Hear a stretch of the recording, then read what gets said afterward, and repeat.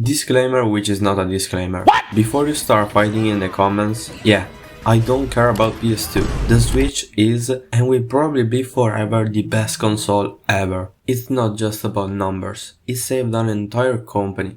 Without that, we wouldn't be here talking about the Switch 2 and probably not even about Nintendo, the developers that shaped our childhood with franchises like Mario, Zelda and Pokémon wouldn't be here anymore if it wasn't for the amazing success of that console. You know, there's actually a lot to say about it and I can't cover its entire history in just one video, so if you want to know more, just tell me in the comments, I'll be happy to make a part 2. But now stop with chit chat, let's get back to October 2016. It was my birthday, but most importantly, the Nintendo Switch was officially announced, even so I waited to see the light of day until March 3rd, 2017. It was the successor of the Nintendo Wii U, the worst failure maybe in the whole gaming history, but for sure for Nintendo. It did way worse than the Nintendo GameCube, barely reaching 13 million sales. Just to compare, so that you can better understand the scale, PS4 sold more than 100 million units. Same for the Wii. Up to now, the Switch sold nearly 150 million units and stand alongside PS2 and Nintendo DS. Now you see how big the failure was. Yet, the Wii U has such great games like Mario Kart 8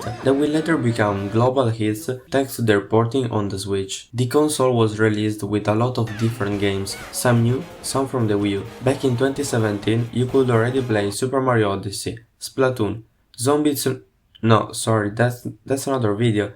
Okay, let's move on. You also had No, I guess it wasn't on the Switch. Come on, Mario, what are you doing with the script of this video? Please, Luigi, cut this part. No!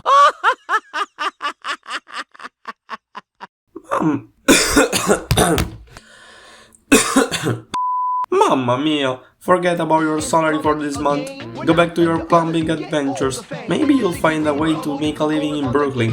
Let me do this on my own. You're fired. After its first year, the Switch had already sold more than the Wii U during its entire lifetime. Nintendo was back to glory, but the best is yet to come. Maybe. If you didn't already know the history, I would have asked you to drop your bets in the comments, but since you already know how it went, write a comment just to tell me if you're liking the video. I would really appreciate that. Or just hit the like button, it's easier. But let's get back to the story. Since 2019, the Switch usually sold nearly 15 million units each year, but the COVID-19 pandemic smashed these results. 2020, 21 million. 2021, 24 million. 2022, 23 million. Wait a minute! The pandemic didn't last this long, fortunately.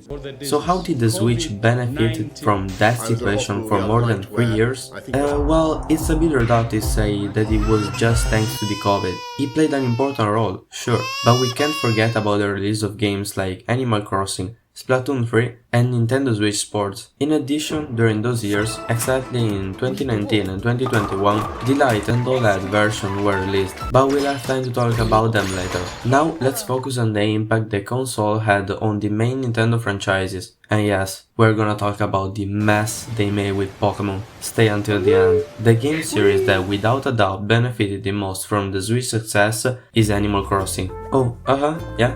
Okay, understand. Okay. Isabella is telling me that if you don't agree, she'll send Tom Nook's Sicilian cousins to your home. But don't worry, the like button gives you a shield against Italian mafia. If I were you, I will definitely tap it. But if the mafia isn't enough to convince you, I could always use numbers. They don't lie. I hope. The Animal Crossing franchise, which is composed by 5 mainline games and 4 main spin-offs, has sold nearly 80 million units. New Horizons alone has 42. Another game series which is quite new and benefited a lot from the Switch success is Splatoon. It's new if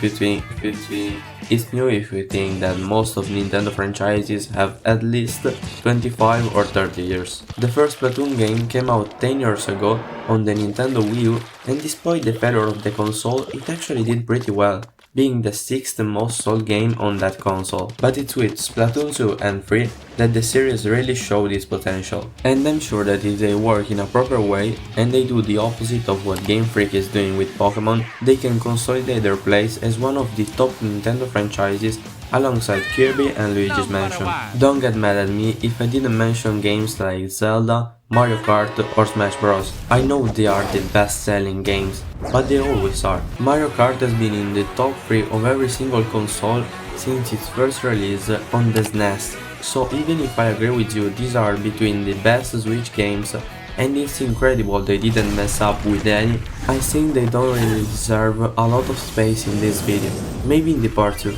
I'm really sad not to see Pikmin 4 even in the top 30 or 40 best-selling Switch games. I mean, I know I'm not alone. I really love this game and all its prequel. I love its concept and I'm just sad not a lot of people agree with me and just prefer playing something else. It didn't sell badly for the status of the franchise, but considering how many people bought a Switch, it's pretty depressing to see that not many people engage with this game. Another mention goes to Super Mario Odyssey.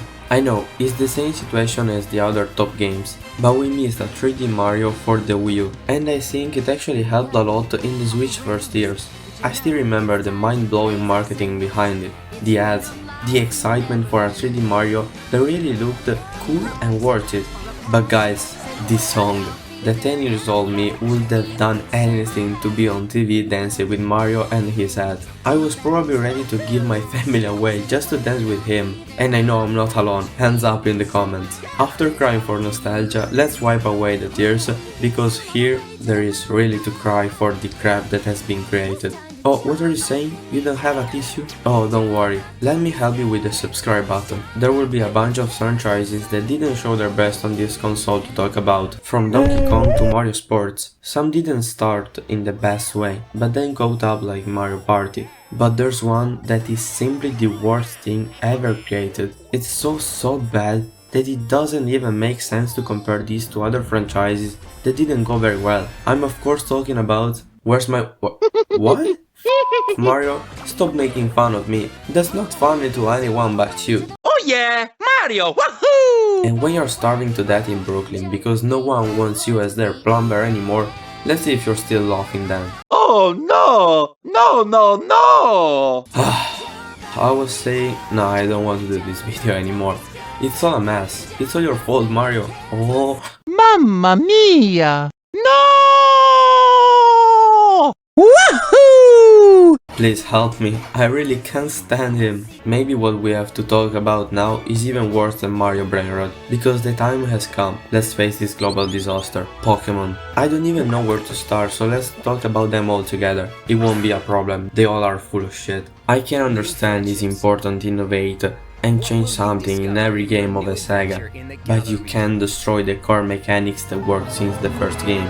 These games don't have anything in common with the old Pokémon games, but I don't want this to be a nostalgic complaint. Oh, old games were better, I'm not that kind of person. The fact is that Pokémon isn't Pokémon just because there's Pikachu in there. Pokémon to me means exploration, farming Pokémon levels, waiting the grind, attention to details. Every single detail, streets, hidden routes, shortcuts, houses, characters. It also means being competitive. I don't want to have the strongest starter Pokémon. I don't want to win against everybody. I want to be destroyed like a stupid little kid by gym leaders. I want it to be hard but satisfying. And guess what? I can't find anything similar in these last games. People say that I'm just growing up, that I have to accept that those kind of Pokémon games don't exist anymore. And you would be right, if it wasn't that those games suck not just for these reasons. They literally came out as beta games. Look at Scarlet and Violet and tell me they are ready to go on the market.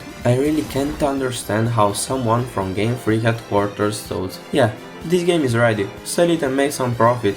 We are not rich enough. Where are the details in this mess, where you can barely walk without being tipped in another universe? But maybe we are stupid and they are right. Those beta games sold more than Luigi's Mansion 3, Splatoon and Fire Emblem. I don't know what you think, but for me this definitely isn't normal. So please, if you want Pokemon games, I mean real games, stop buying everything they throw at you. Maybe Game Freak will understand that we deserve more, that Pokemon deserve more. I know it's hard, completely stop playing your favorite games. Some people bought the Switch just for Pokemon, but I don't think they made a bargain. They actually got scammed. They had to buy a new console just to play these horrible games and no one cares about them. Neither Game Freak nor Nintendo. They're just happy with their profits. So if we want them to change how they behave with us, we should make them understand understand that they can't just go on like this. I don't know if being optimistic for the next games that will drop on Switch 2 is a good idea. Maybe nothing will change. But hey, Nintendo doesn't just have Pokémon. We already know that Mario Kart World will be a hit. At least I'm sure about it. I know the price is high, but I love Mario Kart. I love open worlds and it's gonna be way more chaotic and fun than any other chapter in the series. Another game that I'm looking forward to is the new Donkey Kong. I'm pretty excited, I'm gonna be honest, but time will tell if this is just a game to make us happy or if we'll really see a big return of Donkey Kong and his games. Maybe a new spin-off like Bananza or a new mainline Donkey Kong Country game, who knows. Of course I'm hoping for a game with Diddy as the main character. Maybe I'm just dreaming, but my other big dream was a Luigi game, and with definitely seen a lot of them. I'm ready for a Diddy's Mansion. Thank you for watching, guys. If you enjoyed the video, drop come a like. on, Licos. They already know everything. Stop asking for likes and start asking for refills. Diddy's never gonna get my award. I am the Ghostbusters, not this stupid monkey. Luigi's #1. I'm Italian. I already have an Italian accent, but I swear, Mario and Luigi voices are just crazy. It's way harder than you think.